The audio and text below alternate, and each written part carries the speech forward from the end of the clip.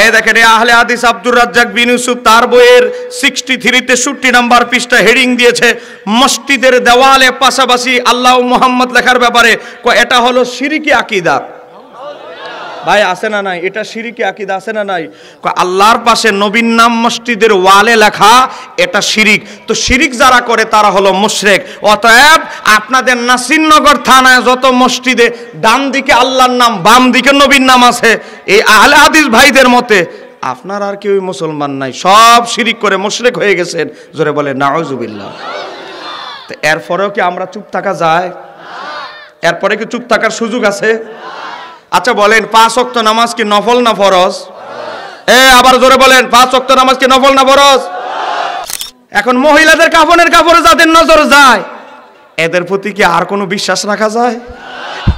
বাবা আজকে এতদিন বলেছে মাজারে আমরা সুন্নিরা শিরিক করি, কথা কথা শিরিক শিরিক শিরিক।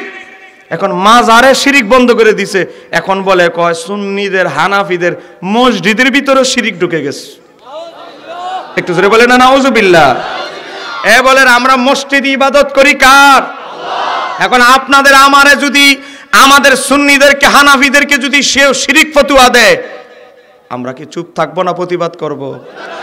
দেখেন আহলে হাদিস আব্দুর রাজ্জাক বিন ইউসুফ তার বইয়ের 63 নাম্বার পৃষ্ঠা হেডিং দিয়েছে মসজিদের দেওয়ালে পাশাপাশি আল্লাহ ও মুহাম্মদ লেখার ব্যাপারে এটা হলো শিরকি আকীদা। ভাই আছে না নাই? এটা শিরকি আকীদা আছে না নাই?